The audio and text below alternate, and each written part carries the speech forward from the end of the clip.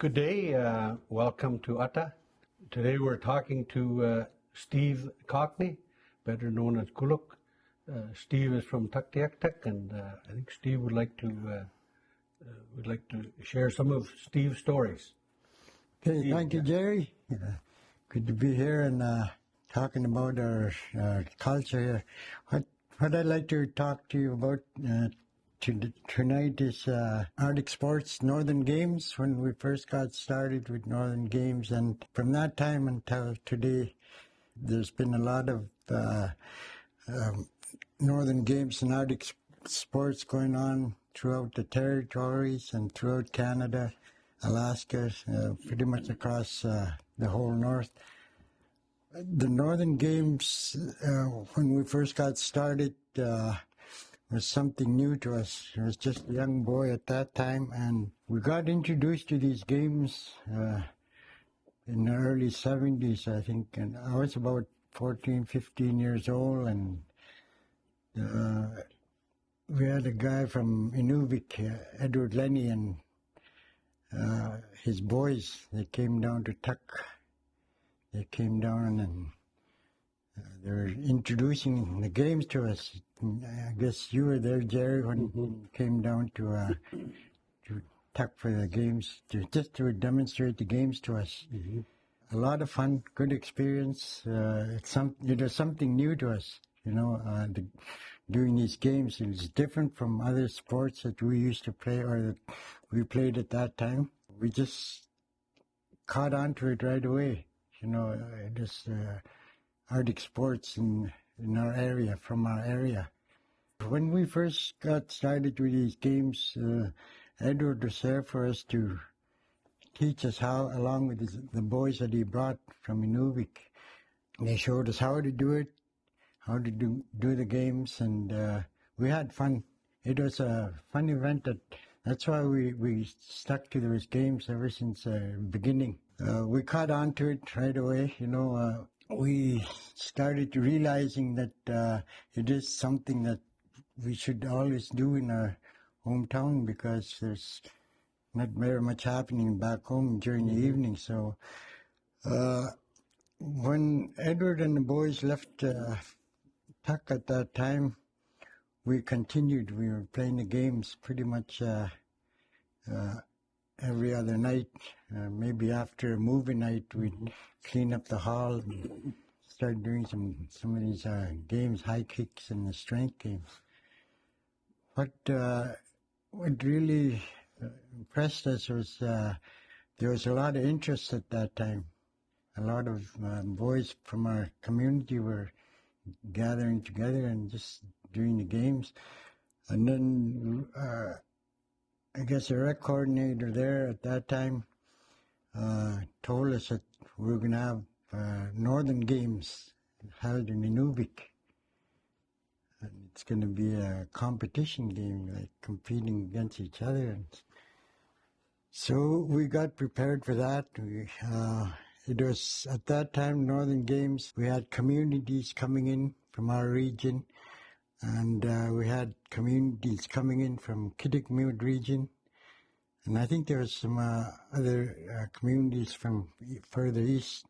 It was the first Northern Games that we were having at that time, very first Northern Games.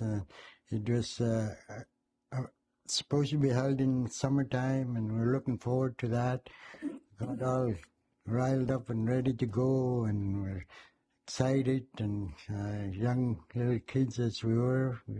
There was a lot of people that came in. There's from all parts of our region. Yeah, from our region, Alaska. I think that first one. Yeah, Alaska came. We had lots from Eastern Arctic too. Eh? Yeah, we had Yukon quite a few from there. Even from Sedgwick, McPherson, Fort Good Hope, they joined us too at that time. Although there was no games that they were playing, but they had good entertainment, drumming. That's right. Yeah. We had, remember that old man from Good Hope used to play that drum? Yeah. He used to come in every year. Oh, yeah. Those ones from the communities, they played lots of good man and good woman. Yeah. That's where a lot of them come from. Yeah.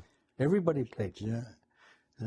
And always for the first Northern Games we had, there was a lot of events that we did in Arctic sports-wise, a lot of our games that we were playing, and entertainment. There was a lot of good entertainment. Our elders, they were here drum dancing, and we had a group from Fort Good Hope. They came and performed for us in Fort McPherson. When we were competing at that time, it was something new to us. First time ever that we did these games as competition. Before that, there were games that they played in their own little group. It was just for fun. It was something that they did for pastime. Long evenings, long winter nights, they played games to have fun. But once we started gathering together, and at that time the territory was just starting to grow. There's a lot of our elders still around. They were doing a lot of hunting and trapping yet. And we were at that age too when, as young boys, we used to travel around with dog teams and go around to hunting areas. When we competed against each other, there was something different, I found that when we did our games competing against each community, there was something there that I realized later on that, we never really compete against each other. It was sort of like a fun thing. Edward taught that to his group. Like every time we go against a community and we lose or they lose to us, and they're out of the game, but they're still in it. They come back and they say, "Come on, you could do it. Go higher. Do it this way. Do it that way." It was like we always encouraged each other. Yeah. Oh yeah. It's one of those games where it was more social than it was like. Oh yeah, it was really competitive, I guess. Yeah. But it was something unique that was brought into the games, and Edward was taught at that time from the elders. He told us that he learned a lot about the games from his elders, and it just sort of passed on down to us. And then once we were done with the games, everybody is saying their goodbyes, and it was good memories. There's a lot of people that we made friends with, people that we would never known before if there was no Northern Games at that time. But once we got together, we sort of stuck together. We see each other every 5 years later down the road, But for our games, it was a lot of us that stuck to them. We carried on. We brought kids through the Arctic Winter Games, Northern Games, competition-wise. Something that's a bit different with our youth. They didn't really have the exercise that we had when we were younger kids, Our exercise was running dog teams and running out in dog teams and traveling, sawing wood, getting water. That was our exercise at that time, and that's where some of that was part of our training too. Yeah, it was our training. We had to saw wood. Mm-hmm. Edward had a wood stove. I remember now. We used to saw wood for it. Yeah, and that was all part of trying to get ready for Northern Games. Yeah. We're lucky living around Tuck area. We had wood stove, and there's a lot of driftwood on the beach there. Right throughout the year, we'd get wood from the beach, and that's where we got our heat from, But that was work to be done for us, and we did it, We were told to do it, and we did it. But anyways, with that exercise, it just sort of came natural to us, the games. We did the games the way we were taught from our coach and our elders, there was one thing that they told us was you can't take shortcuts. You can't change the games. You can't change anything, The way we taught you is the way it's got to be done. So that is one challenge that we had to go through, And we tried sneaking around little ways to get shortcuts or anything, but there's no way. We had to do it the way they wanted to see us do it. A lot of our athletes at that time were really active, I can remember all the ones that's gone, that's not with us anymore. They used to be really active with the games, and they kept pushing us, and we sort of like teammates, even though we're from different communities, we push each other to go higher, go further, try harder, Sort of do the best you can. Eh? Yeah. A lot of those games. I mean, what were some of those games that you started out by learning? The strength games, one of the popular ones was the arm pull. Guys back home, they really liked this event, arm pull. The kneel jump, that was one event that we enjoyed playing. We never really got into knuckle hop because it's pretty, it's a tough game to do, although maybe we tried a little ways and we don't go all out and do it. We used to go to Ingamo down there and try to do knuckle hop. Oh my God, it was rough. Another strength game that we enjoyed playing was the airplane. That was an exciting game to play. I know we tried it a few times and maybe gone little ways, but it's a tough game to play. When we had one of the athletes with us, William Day, he carried a child on his shoulder during the airplane. During the airplane, I think he carried his little girl. Yeah. I remember that. Yeah. And for us to try, even try and lift ourselves up, it's hard. But it takes getting used to and doing a lot of practice on it, The high kicks that we did was one of the events that people enjoyed watching. The 1 foot high kick, 2 foot high kick, and the Alaskan high kick, and the swing kick, the arm reach. Those were the height games that we used to play, and there was a lot of excitement, and especially in Northern Games, Arctic Winter Games, there was one event that people always like to watch. And there were, since after we got started with Northern Games, there's a lot of records broken. And a few athletes since the time we started, even till today, we had records broke, and a couple of inches, maybe an inch, but it's and never been touched yet. No, since we started doing Northern Games. One thing different in the games, when you're competing, you want to do your best, and you're putting pressure on yourself, and people putting pressure on you. It's different from when you're practicing and having fun, let loose.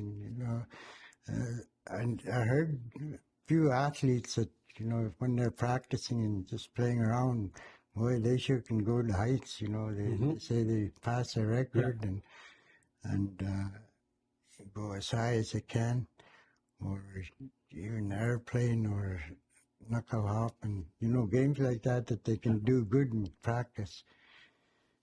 And it's a bit different when you're competing, A lot. I remember that too over the years, that You know, when we're in practice, we're really, we're not nervous or anything. No. We go up there and you know, we go pretty high sometimes. But boy, when you get in competition, sometimes some of them, they make it look so easy. You know, and you're struggling at 6 and they're tapping it at 7. Okay. A little tough once in a while. But it's a good thing we had other people beside us to encourage us. You know, like they come and say, "Come on, you know, you can do it. It's got to go a little bit higher. Stretch out your toes, you know, stuff like that." They come up to us all the time, and we'd go up to them and just encourage them to go higher, to do your best. So, who were some of your earlier coaches when you were down in Puck, when you were first started out, Kuluk? Well, we never really had any coaches. I know David Lucas was one of our sort of like anchorman or captain of the team, and it wasn't so much as coaching in our games anyways down there. It was just sort of like getting together and And I guess at that time, the way they picked our leader there, our captain, was whoever was the strongest. David was quite powerful at that time, pretty tough to beat. But, you know, a lot of the communities that came here, you know, they brought a lot of good young athletes or good men that can compete. You know, we had lots. Remember that when we used to bring them into Inuvik and from all over? We had Eastern Arctic. We had all the way to, I think, Old Crow in the Yukon. I think Kotzebue. Barrow. We had Puck, Sachs, Paulatuck. Holman used to be, Holman. Fort McPherson. Had everybody, We had everybody involved, and those were fun. By golly, Paulatuck was, you know, those ladies used to do good man and good woman. And you remember that? You remember that first time we had when we put those 2 poles over there at that? Oh, yeah. Put that rope. Who was that guy? His colleagues got caught or something. I can't remember who. He's got curly hair, I think. I think I just one. But I got a picture at home. You were doing We used to do rope gymnastics. We were doing rope gymnastics. Remember, he went around and he went around and he went around, and he couldn't come undone because his shorts got caught in that rope. It took a little while to get him done. He couldn't stop. There's boys from back east. They were pretty good. I know one of them there. I can't remember who was that, but when we went up there to do the gymnastics, he had one knee on a rope, balancing like that, and he'd go and get up and take his shirt off, t-shirt off, put it back on, come back to balance. There's a few of those. I remember that now. It's like acrobats. Guys from the east. Some acrobatics on that rope gymnastics. But we had a lot of people from all over the place. And then over the years, you've gone from like being from being an athlete to you started coaching and coaching, and officiating and organizing. It's and I've never left the games. I was always there for them, you know. After competing in the games, I got on to coaching. I brought some athletes to Arctic Winter Games, Northern Games.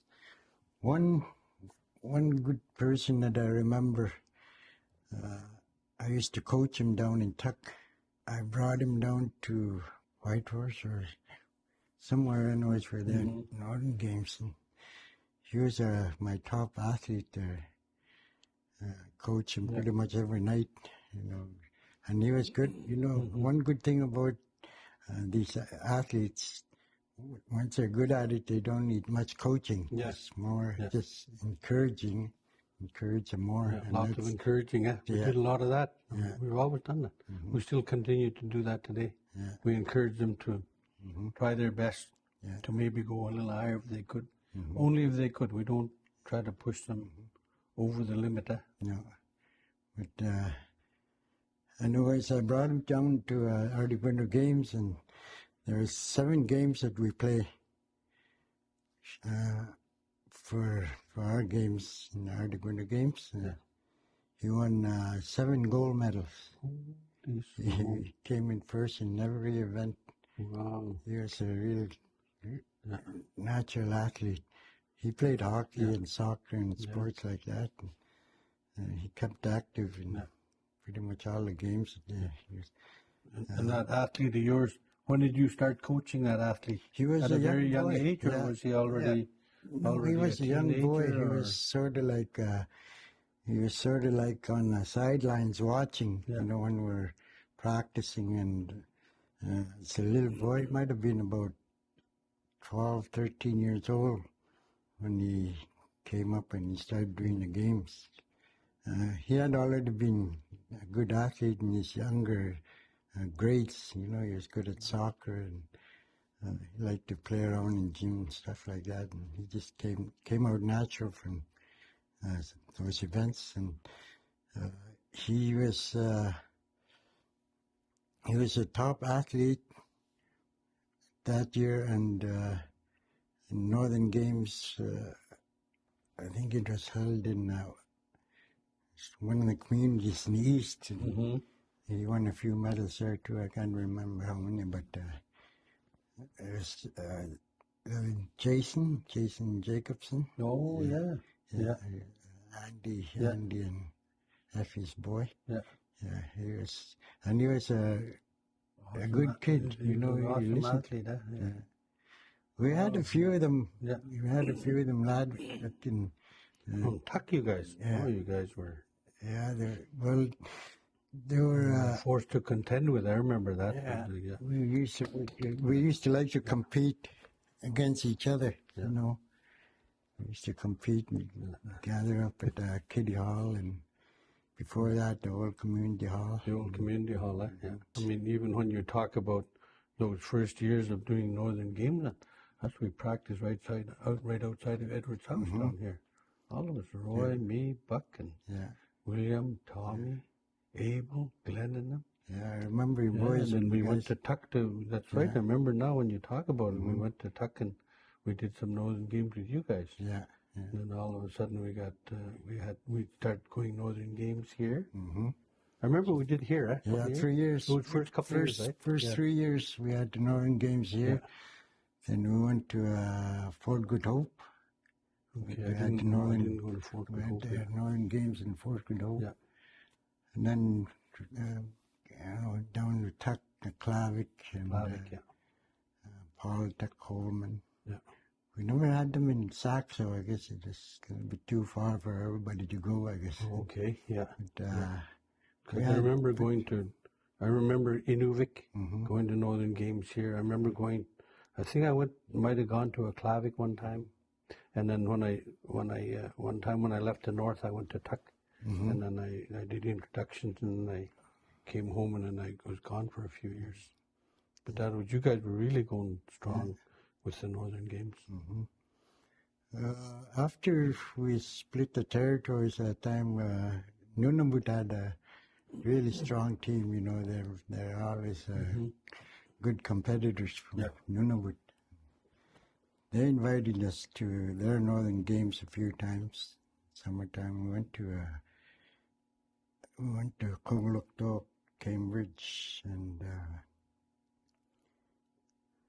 Joe Haven, I think it was. Or no, that was at one time I didn't go. It was, I can't remember the place, but they invited the Western communities to come down, and I guess Nuvik and Clavic, Tuck, a few of them went over there to do the games. one thing that I find with our athletes, they really know how to do the games. They know how exactly. Mm-hmm. And I was just thinking about it. They're naturals. Right? Mm-hmm. They know how to do the games, and that it's because it's coming from us. Yeah.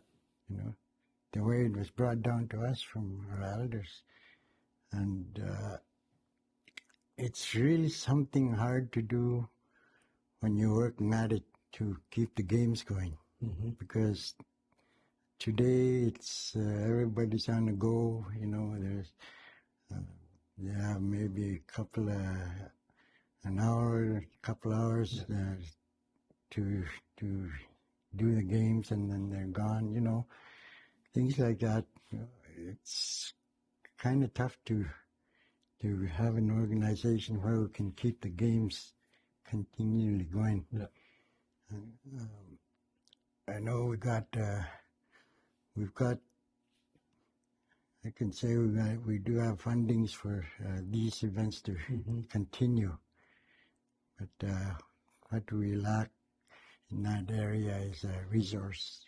Resource people to put be their out there. to be out there and just. Yeah. We don't have enough. We don't have enough Edward Lennies. No, really, we don't. Remember that when we were kids? Yeah, that's right. Even in Tuck, you guys too. We don't have enough Edward Lennies. Yeah, somebody would be done every day with us. All night. I mean, we used to stay there and right till he went to work at 8 in the morning, and then we got to go to school or something.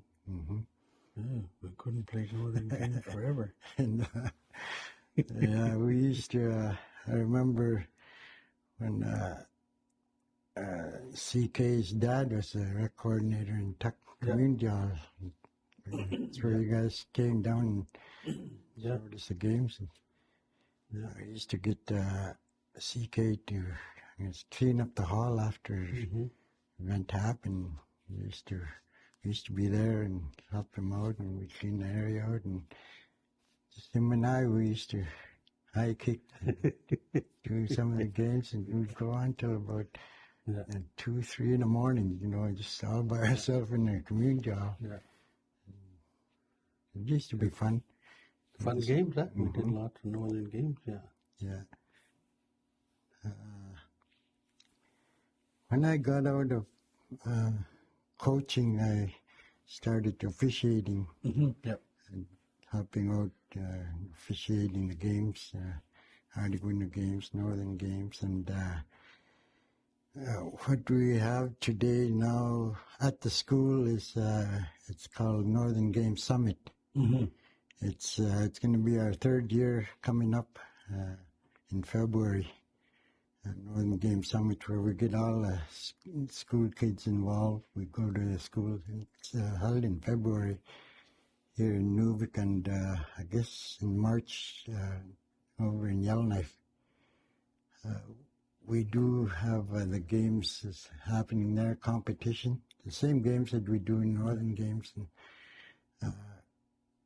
Arctic Winter Games. But one unique thing about that is we got all the children from Gwich'in, Inuvialuit, non-Aboriginals, mix them together, and we mix Gwich'in games and Northern games together, and we let them all go through those events. Whether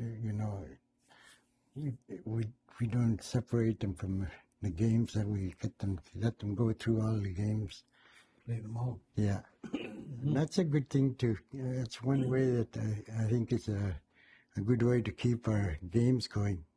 It's going to be an annual event at the school here and down in Yellowknife. So we'll bring kids from pretty much across our region, and Satu region. We get together and they come up here and come to Inuit. We usually have it here in Inuit for the February Summit Games, and Yellowknife for, I think it's in March. But wouldn't this, but isn't this year like an Arctic Winter Games coming up or something? Yeah. Well, we've got the regionals and the trials. Yeah. Trials will be in March or January, and Ardigunda Games in March. We'll be getting our team together before then. Got a bit of work to do from now until then to get them, get our team for NWT. And the game's going to be held in Nuuk, Greenland, March 2016. Northern Game Summit, it's a way of trying to teach the kids how to do our games, you know, in competition, and they also bring us elders in to make sure that they do the games right, and make sure that, you know, there's no discipline of any kind, you know, nothing that we don't want to see, nothing that we've seen before and we don't want to see, because in today's youth, you know, they tend to want to get right into competition, and you know, they might have a little bit of stress in them, and it's something that we never experienced in our time. But you know, I think little things like that that we like to keep track of, just so that they can do the games as a fun game. You know, let them enjoy the games when they're competing. I ended up at an Aboriginal Game Summit a couple of years ago in Yellowknife, and we did Northern Games there too. I remember that. We had students and kids from all over the place, huh? Yeah, we had kids from all over. I remember we had kids from like South Mackenzie, up here, down through the valley. That's right. We had lots right from Sachs Harbor right down to that's right. Yeah, Fort Smith area. We had Fort Resolution. Fort Resolution from there. Looks okay. But there's a lot of kids, man. Oh, good thing we had a lot of volunteers. We had some of our, we had most of the officials were from up here, from our area, you know, and we had a few of them that helped us out, and their volunteers, their organizations, volunteers, they were there for us. So there was a lot of kids. It was a lot of fun, and a big headache in the evening, you know. We had to go and rest up our mind and go relax. Yeah, you know. But you volunteered many hours, Steve, in Northern Games. Yeah. I mean, it's been fun. You know, I enjoy every minute of it. You started, many of us, we put many hours into Northern Games. And to see the games have fun, the kids have fun. One of the main things, huh? Yeah. As an official, I learned quite a bit. You know, you go through stages, all these stages, you know, you learn something from, you know, you get your first time officiating, you think you know everything, you know, but once you get into that area and you've been there for a while, and, you know, you learn about a circle of kids, athletes, officials, coaches, you know, the interaction within that group, and when you're officiating, you know, you got to be alert all the time. It's like any official or referee or anything, you know. It's a little bit of hard work. You know, you come back home at night and you're just tired out, and you think you're sitting there all day, but you know you're thinking, doing busy working with the kids. Yeah. Lots of working with the kids. Having a good time with them. I still do officiate. You know, I go out now and then to officiate the games and help out in that area. And also, right now I'm at the school. We're doing some Arctic sports at the school with the young kids. I've got Abel Tingmack and Gerry Kisoun is helping us out, and Peter Cockney. There, 4 of us are at the school a couple of days a week, teaching young ones from kindergarten to grade 6, and instructing is a little bit different too, you know. There's no limit as to how quiet can you be, how quiet you have to be. You know, working with little kids, you know, kids are kids, and once they're out of their, once they move out of their desk and into a open space area, you know, it's a little bit of commotion there for sure, you know. But it's fun, you know, once you get into it and you see that they're trying. They're trying to, it's the first time that they're learning these games, you know. They don't know how. They tried and they're doing it the wrong way. So Abel and I and the other two boys were there to try and, you know, teach them, show them how. And we just give them instructions, little instructions, and next thing they start doing the games right, you know, they know how to do it. Like when they're doing the armful, they had their arms the wrong way, and I showed them push their arms back up and get, oh, this way, you know, see it in their eyes, it's like they're saying, oh, it's more comfortable. But to see the kids learning for the first time and trying, you know, it's really something. You know that you're doing something for them, and you're hoping that they can carry it on, you know, have it with them throughout their growing years to have interest in the games. I know the games is can always be up here, you know, it will never disappear.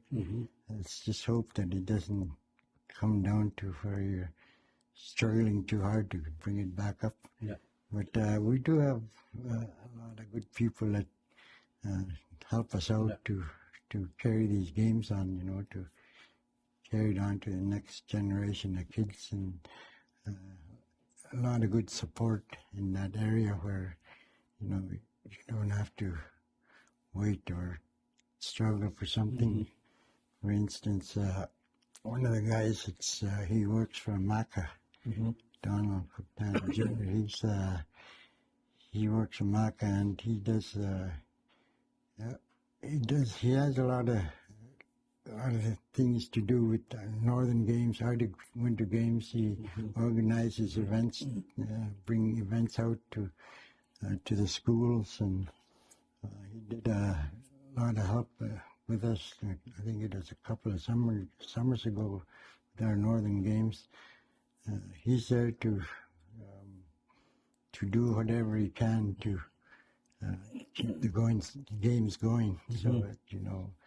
And he's doing a good job of in that area, anyways. So you figure you got some good support right now, huh?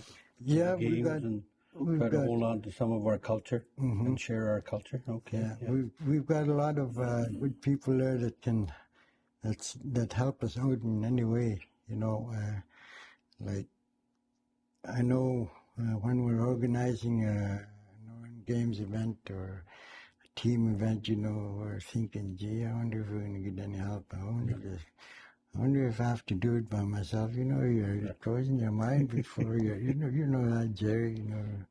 Next thing when you get into it, and the crowd's there, and next thing you got help all over. You know, that's the way it is with our people up here in our games, you know.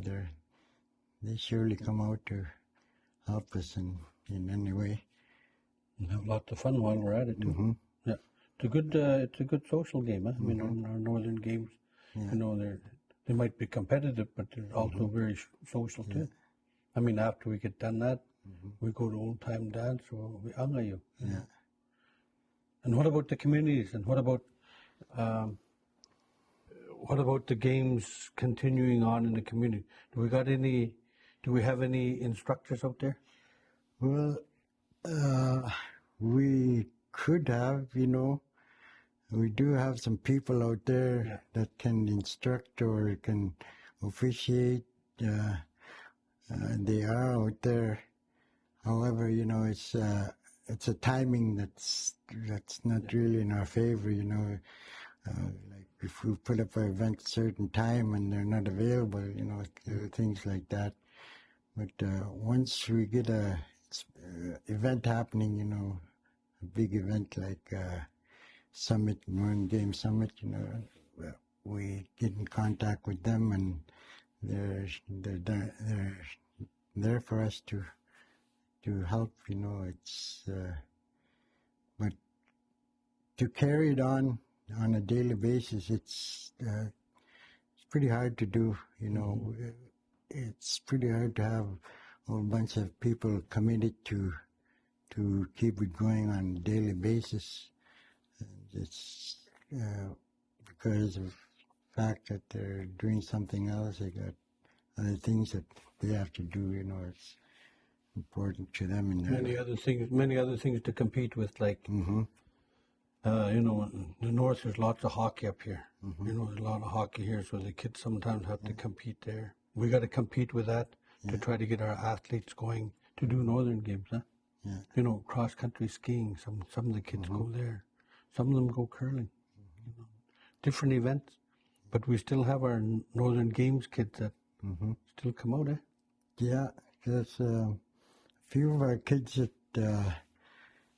really enjoy the games, you know. Yeah.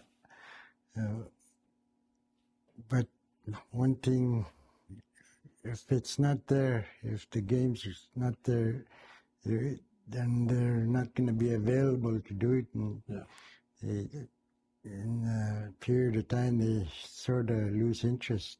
Yeah. You know, when they do lose interest in the games, or they go to other sporting events, you know, they'd rather go to that. Yeah. But with them, you know, we need somebody to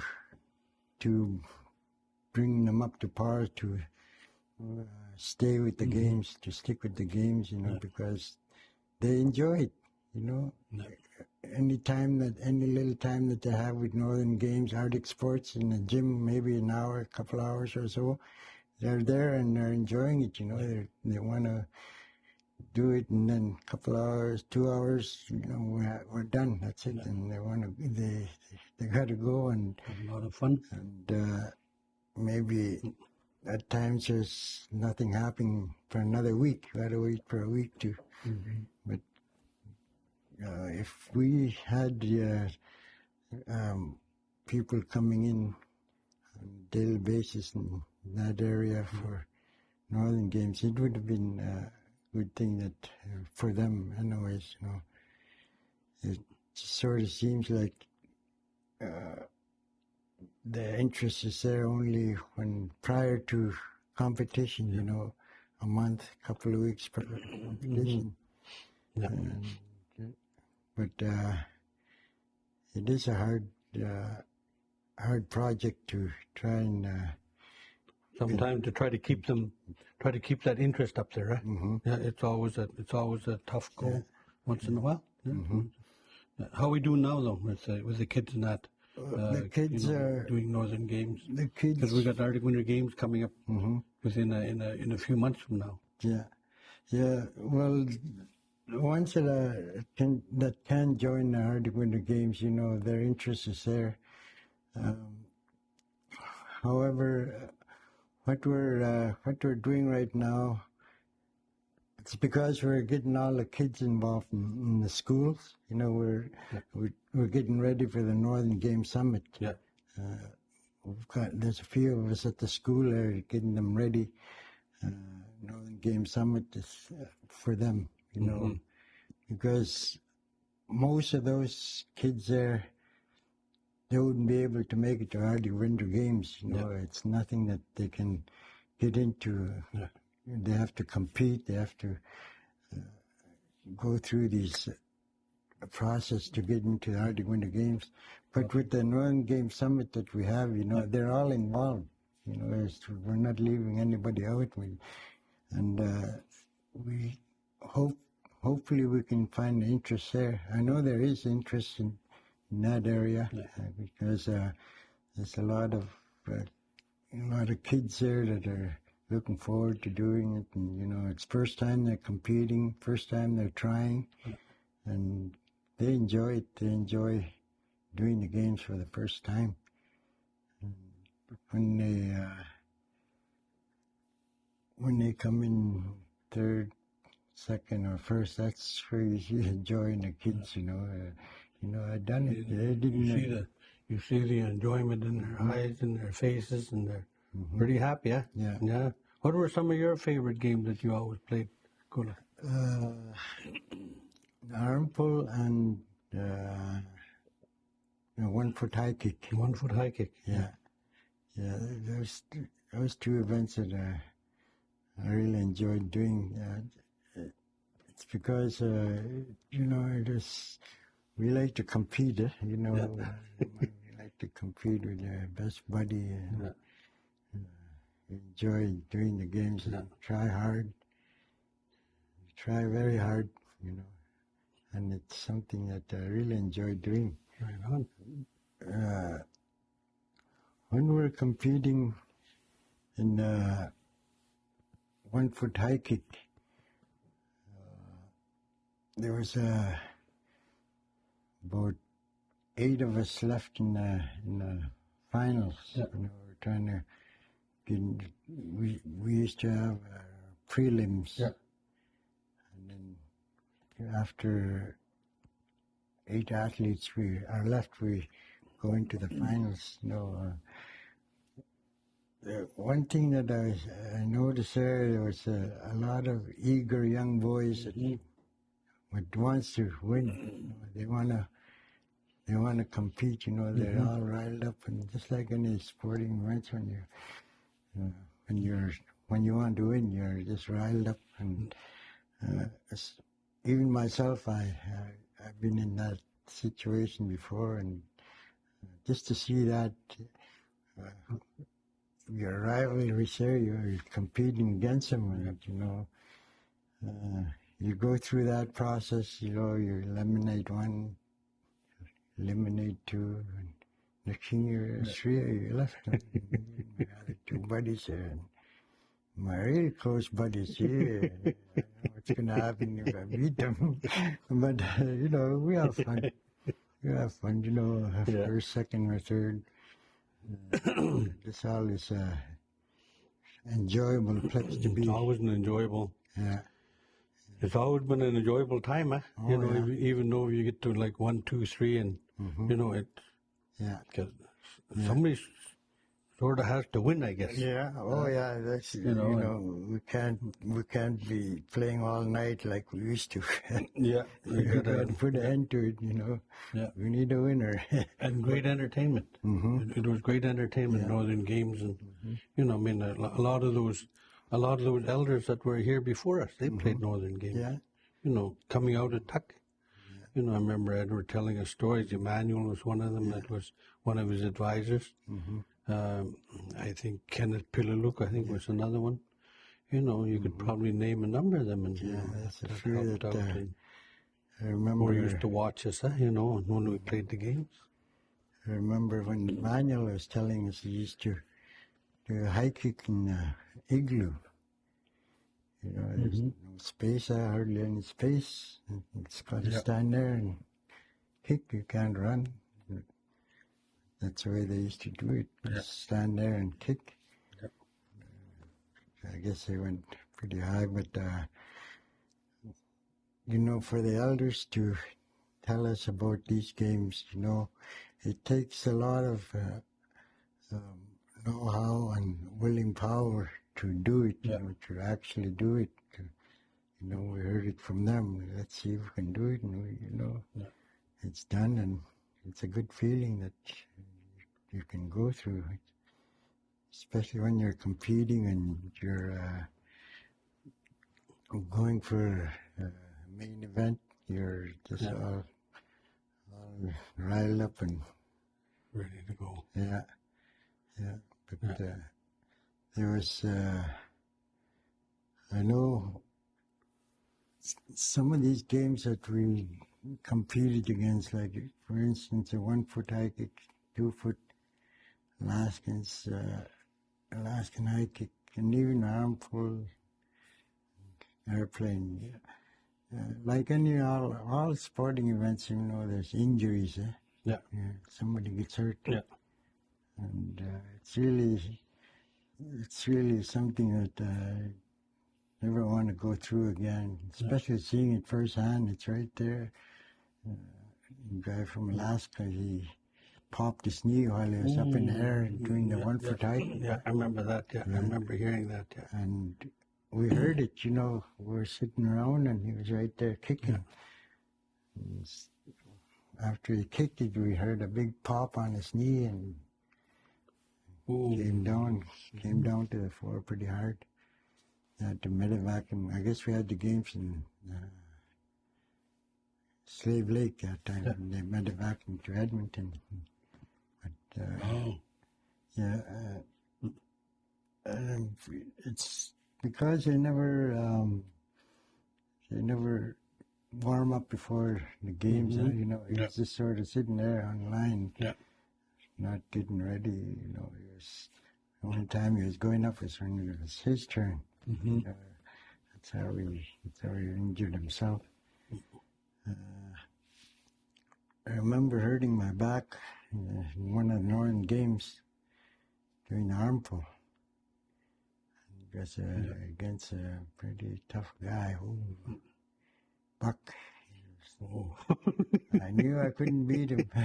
But I tried. I really tried. He got me down and got up and walked around, sat down. I was okay for a bit that night, but the next morning when I got up, I couldn't even get up. My back was just killing me. It's some moves, And all your Northern Games years, you not only did Northern Games, but you also you went to Arctic Winter Games. Yeah. And then, where did your Arctic Winter Games take you to? How many communities like Kuluk? The Arctic Winter Games? Yeah. You went. Did you go to Shefferville? Yeah, I was in Shefferville, Slave Lake, Whitehorse a couple of times, Anchorage, Fairbanks. Where else did they? I didn't go to Nunavut. Went there for the trials before the split, and I think it was in Baker Lake that we had our territorials. And there's places I went to for competition, but we traveled pretty much across Canada. Yeah. Well, you guys, I remember that. Yeah, you guys went to. Yeah. We got invited to Montreal for the Grey Cup one year. Montreal and Edmonton were playing Grey Cup. They brought us down there and for the halftime show, that whole area was just filled with athletes, doing their own events. We're doing our own games and that arena there, and there's volleyball players, soccer players, just a bunch of kids are doing halftime show there. So we got invited to, and we got to watch a Grey Cup. We went to Expo. I didn't go to Expo. Oh, you didn't go to Expo? No, that time, that one in Vancouver that time, remember that? Yeah, I remember that, but I didn't go. I know there's few of our athletes that went down there. We went down to Victoria for the Commonwealth Games. We paddled right from, once we got to Victoria, we drove up north of the island, north of Vancouver Island. We paddled with those guys there, canoes. I think it was 18-man canoes. Oh boy! I brought three of the athletes over just to do some demonstration games. And they got us to join the guys. What they were doing was paddling down that place to Victoria with the baton, the Queen's baton they had in the canoe. And each stop we made a stop in each place. Yeah. They had a place where they call longhouse, Yeah. where they do their ceremonies. And anyways, who brought that? It was in the other canoe, that baton, but we were behind. It was about 4 or 5 canoes paddled down to Victoria. During that expo thing, one of those things, they had dragon boat races. Mm-hmm. So I went in dragon boat races with them. Oh, yeah. Chinese thing, Chinese boat. Dragon boat, yeah. Ooh. It was really interesting. Wow. Travel all these places, huh? Yeah. Remember we went to Canada Winter Games in Lethbridge one time? Lethbridge, no, I missed that one. Oh, you missed that one? Yeah, I remember that when you guys... Really, that's I was 40 working that time. That's 40 years ago now. Yeah. I was in Bicycle, Alberta, and Edward called and said, we're going to Canada Games down there and show up. So I drove down to Lethbridge. Anyways, I enjoyed all the time I had with the games itself. You know, it's been a good ride throughout the time I was in it. My name is Steve Cockney, Sr., a.k.a. Guluk, and I was born and raised in Tuk, or Napawadalik, and raised in Tuk, and eventually moved here to Inuvik, and still enjoying the games. Right on, Steve. Kuluk, that's Ata for today, and we'd like to say a big Kuyanaini to Steve Kuluk Cockney for joining us. Kuyanaini. Amyunin. Yeah. That's great. That's good. Yeah.